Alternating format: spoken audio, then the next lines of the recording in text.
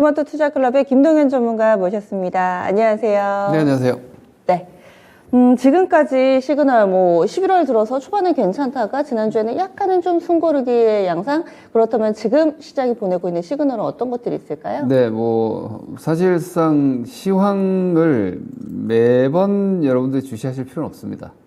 특히나 올해 같은 경우에는 시황의 그 매크로적인 부분들이 이 시장을 좌우했기 때문에 우리가 시황을 좀 열심히 보고 했지만 이제 저는 그런 스트레스는 좀 내려놔도 되지 않나라고 보고 있습니다.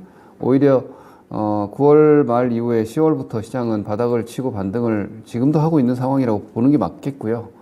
그런데 이제 지금 이제 주식이 떨어질 때는 어디까지 떨어지냐, 올라갈 때는 어디까지 올라가냐, 이 부분을 항상 맞추려고들 하고, 그런데 그 시장에 그냥 현재 상황에 우리 투자자들이 속해 있기 때문에 그냥 지금 상황에 맞게 대처하면 되는 겁니다. 지금은 어떻게 보시면 되냐, 올해 시장을 괴롭혔던 그 인플레이션과 강력한 긴축에 대한 스트레스가 약화되고 있다. 분명합니다.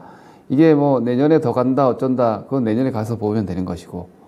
현재는 이제 이 시장이 가장 강력했던 하방 모멘텀이 약화가 되기 때문에 나오는 자연스러운 반등 구간인데 이 반등이 아직은 좀 더 이어질 수 있겠고요. 그리고 경기는 당연히 안 좋은 건데 그렇다 보니까 여전히 비관론이 유지가 되고 있기도 한데요. 경기 안 좋다고 주식시장 못 가는 게 절대 아닙니다. 그렇기 때문에 현재로서는 9월 말 10월 초에 저점을 찍었다. 이 인식을 가지고 보셔야지 다시 떨어진다는 생각은 가능성이 보이면 그때 가서 또 체크를 하는 것이기 때문에 현재로서는 시장이 중기 반등권에 있고 이 반등이 완만할지언정 종목별 수익률 싸움은 충분히 진행될 수 있다고 보시는 게 저는 맞다고 봅니다. 이번 주는 사실상 별로 중요한 일정은 없습니다. 한은 금통위가 목요일 날 있고 수요일 날 FOMC 의사록이 나오는 회의록이 나오는 정도가 시황에 조금 영향력을 끼칠 수 있다 정도인데 예상은 이렇습니다. 11월 FOMC는 여러분들이 지난 FOMC를 보셨지만 결과는 괜찮게 나왔어요. 약간 온건하게 시장이 인식했는데 파월이 말이 약간 매파적이었죠. 11월 FOMC가. 그럼 회의록은 온건하게 나올 가능성이 높습니다. 왜냐하면 그 결론은 그렇게 나오고 파월이 말로 시장이 흥분하지 않게끔 억누른 거기 때문에 그러면 FOMC 쇼크는 가능성이 좀 적지 않나. 그래서 경계할 필요는 딱히 없다라는 생각이고요. 그리고 국내 금통위 같은 경우에도 지금 시장에서는 연준이 이제 약간의 스탠스 변화의 구간으로 들어가고 있기 때문에 우리 한은이 지금의 국내 가계부채 상황에서 마구 달리지는 않을 테기 때문에 국내 금통위 같은 경우에도 아주 매파적인 가능성은 오히려 적으니까 증시의 이번 주 주간 전략은 보수적으로 보실 필요는 없다. 기본적으로 시장이 저점을 찍고 반등하는 과정에서 속도 조절하고 매물 소화하는 것은 전혀 경계할 필요가 없는 정도다. 저는 좀 그렇게 좀 우선 말씀을 좀 드리겠습니다. 네. 그래서 중기 반등 과정이다. 종목별 수익률 게임 가능하고요. 이렇게 이야기를 해주셨는데 그렇게 판단하시는 이유, 현재 차트라든지 아니면은 뭔가 힌트가 될 만한 것들이 어떤 게 있을까요? 네, 제가 그림을 여러 가지 그동안 사실 매크로 데이터가 중요할 때는 그런 그림들을 많이 보여드렸는데 네. 지금 이제 그거 당분간 보실 필요가 없다고 봅니다. 그래서 시장 관점에서 좀 접근을 해야지 그 매크로 데이터 관점에서는 이제는 큰 스트레스가 없다라고 생각을 해서 지난주에도 제가 그림을 한번 보여드렸는데 제가 출연을 하지 않고 전화로 연결을 해서 한번 보고 말씀을 좀 드리겠습니다. 네. 다우지수, 나스닥 지수의 이제 이게 일봉 차트인데요. 우리 시장에서 투자를 하지만 글로벌 시장의 증시의 어떤 기준은 미증시입니다. 그래서 미국 시장과 항상 동조성이 있기 때문에 같이 보셔야 하는데 다우지수는 사실상 지금 추세 전환이 나오고 있습니다. 이게 저희가 어떻게 갈지 저도 좀 앞으로가 궁금할 정도인데 지금 보시다시피 다우지수가 조정 채널을 넘어갔어요. 그리고 200일선도 넘어갔거든요. 지금 올라오는 종목들이 보면은 다우지수가 다 경기 민감주들입니다. 지금 내년도 리세션 얘기하고 있는데 미증시의 경기 민감주들, 금융주를 포함해서 이런 주식들이 지금 다 추세 전환돼서 이거 잘하면 50일 최고가 갈 수도 있겠는데 이런 움직임들이거든요. 역으로 이제 나스닥 지수 같은 경우에는 아직까지는 하방권에 있고 기술적 반등권에서 아직 채널 상단도 터치를 못하고 있는데 이게 트렌드 변화인지 아니면은 순환매 속도 조절인지 여기에 좀 저는 포커스를 맞추고 포트폴리오의 밸런스 조절이 제일 중요한 것 같아요. 결과적으로는 일단 시장은 이 상황은 아주 좋습니다. 나쁜 게 결코 아닙니다.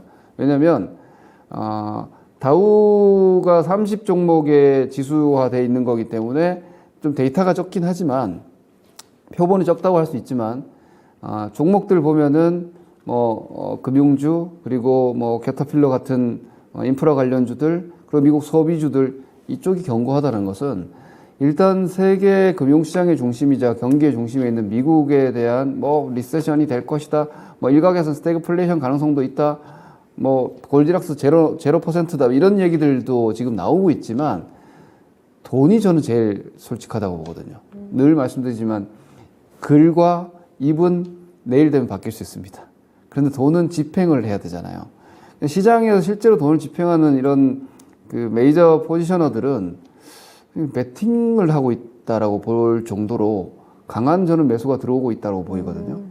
그리고 나스닥 지수가 오히려 이렇게 약한 것도 다르게 생각해 보면 이제 긴축에 대한 완화가 있기 때문에 이쪽도 테크니컬 리바운드는 더 할 수 있습니다. 하지만 경기 쪽으로 좀 쏠리고 SOC 투자 쪽으로 좀 쏠리고 오히려 경기가 부진하기 때문에 각 국가들의 재정 지출을 강화하는 쪽으로 시장이 바라보고 있는 거 아닌가? 그리고 중국의 제로 코로나 완화도 이 부분에 하나의 동조하는 양상이 있는 것 같고요. 그러면 우리가 종목군을 세팅을 하고 투자를 하는 데서 이 부분을 좀 더 주시를 해야지 그동안 저도 여러 가지 데이터들 많이 보여드려 왔지만 이제 그거 별 볼 필요가 없다는 거죠. 현재 시점에서는 저는 우리 투자자분들께서 아직까지 9월 이전에 보던 거 보고 계실 필요 없고요. 이제 시장 지수와 금리 등등에 대해서는 스트레스를 좀 내려놓고 오히려 내 종목이 이 상황에서 소외되지 않을까? 여기에 대한 걱정과 밸런스 조절을 좀 더 하셔야 되지 않나라고 보기 때문에 제가 권장해드리고 싶은 것은 이미 만들어진 트렌드는 대응할 필요가 있다는 거죠. 저는 지금 현재 만들어지고 있는 트렌드는 경기 민감주. 저는 사실 애초에 저는 이 전망이 아니었어요. 예, 중국이 아시다시피 공동부유를 선언하고 그리고 계속해서 제로 코로나를 지향하겠다라고까지 얘기를 했었고 중국 쪽 경기 민감주 쪽 될까라고 봤는데 이게 돌아가는 흐름이 오히려 인프라 투자, SOC 투자 쪽으로 혹은 재정 지출 쪽에 대한 포커싱이 되고 있거든요. 그러니까 저는 주식시장을 어떻게 보냐면 이게 경제 분석하고 주식시장하고 좀 다릅니다. 제가 어떨 때는 매크로를 중요하게 볼 때가 있고 지금은 매크로를 중요하게 볼 때가 아니라 돈이 어디로 흐르는지를 봐야 됩니다. 이게 비가 많이 오면은 모든 물이 다 쫙 흘러내리잖아요. 어디든 간에. 근데 지금은 유동성이 넘치는 시장이 아니기 때문에 이렇게 소위 얘기하는 또랑으로만 일부 그렇죠. 물이 그쪽으로 쏠리게 돼 있죠. 돈도 마찬가지거든요. 유동성이 활발하게 넘치는 시장이 아니기 때문에 플레이어들이 움직이는 쪽으로 다들 몰려가는 겁니다. 그러니까 이게 지금 산업재, 내지는 SOC 유틸리티 관련 쪽으로 가는 것 같은데 나는 양상이 포트폴리오에 있으면 됩니다. 예를 들어서 20%라도 있으면 되고 30%라도 있으면 그래 그것도 하나의 포지셔닝이 돼 있고 그리고 과대 낙폭 빅테크도 지금 괜찮아요. 예, 낙폭 과대니까 느긋하게 기다리면 저는 한 20% 이상 더 올라간다고 보는데 그러니까 이런 식의 밸런스를 좀 맞출 필요가 있지. 나스닥 위주 예를 들어 우리나라 같은 경우에는 테크주들이라든지 이런 과대 낙폭 코스닥 반도체 이쪽으로는 쏠려 계시지 말고 이거를 지금 오히려 봐야 되는 좀 초입이 아닌가. 저는 항상 초동 대처가 중요하다고 보거든요. 이게 나중에 다 진행돼 버리면은 과거 여러분들이 태조 이방원 뒤늦게 하신 것처럼 네. 그렇게 되면 안 되기 때문에 지금 이 변화를 조금 업사이드 리스크라고 생각을 하고 이쪽이 위로 가버렸을 때 내가 소외될 수 있다. 내 포트폴리오에서 여기에 대한 포지션을 20이든 30이든 어느 쪽에서 조절이 가능할까를 한번 고민을 해보시는 주간이 좀 돼야 되지 않나 이렇게 보고 있습니다. 시장의 흐름은 따라가야 된다. 그래서 이런 색깔이 여러분들 포트폴리오에 조금이라도 좀 녹아 있어야 한다. 이렇게 설명을 해주시는데 그렇다면 오늘장 놓쳐서는 안 될 시그널로 가보겠습니다. 어떤 게 있을까요? 네, 일단 아까도 말씀드렸지만 나스닥이 덜 올라왔고 코스닥도 덜 올라왔고 이건 있습니다. 그래서 낙폭 과대주도 유지를 하시는 게 맞고요. 왜냐면 금융 완화도 분명하기 때문에 긴축 완화도. 그러면 이제 이걸 바벨 전략이라고 하긴 좀 그런 것 같고 이제 포트폴리오의 다양화가 필요하다는 거. 제가 이전에도 사실 주도주 레벨에 있는 2차전지 필두로 태조 이방 같은 종목들도 갖고 있어야 되고 그리고 네이버 같은 종목들도 이제는 게임주를 제가 필두로 게임주를 많이들 관심 안 가졌지만 제가 이렇게 말씀드렸죠. 현금 많고 경기 덜 타기 때문에 올라온다. 그러니까 이쪽도 지금 반등이 많이 나왔거든요. 그러니까 이런 식으로 지금은 이번에 과대낙폭한 종목들 반등 여력이 저는 여전히 꽤 있습니다. 그래서 이것도 가지고 계시고 그 대신 뭔가 바뀌고 있는 주도주 흐름들이 지금 분명히 좀 있다는 거죠. 그게 우리가 십수년간 별 관심이 없었던 산업재 쪽이 개연성이 좀 있어 보입니다. 이게 이제 전반적인 흐름들이 빅테크 같은 경우나 뭐 낙폭주들은 약간 개인 소비 쪽이라면은 이쪽은 정부 소비나 재정 지출 쪽이거든요. 그게 이제 중국의 정책 완화라든지 미국 같은 경우에도 IRA 법안들이 기본적으로 다 정부 지출이고 그리고 뭐 우크라이나 러시아 전쟁 복원도 있고 뭐 기타 등등 상황들이 뭐 네옴시티도 비슷하게 연결되고요. 네. 요쪽이 돈이 좀 흘러가는 것이 분명히 보입니다. 그래서 그 포트폴리오의 포지션이 거기서 커버가 되는 게 이번에 중요할 것 같기 때문에 일단 주도주 레벨은 2차 전지는 장기 주도주이고요. 친환경 2차 전지 장기 주도주인데 SOC 관련한 쪽으로 저는 산업재 일부 종목에 대한 대세 주도 흐름이 좀 필요할 것 같다. 여기에 제가 좀 팁을 드린다면은 전력 인프라, 그 피팅도 좀 잘 여전히 계속 보셔야 될 것 같고요.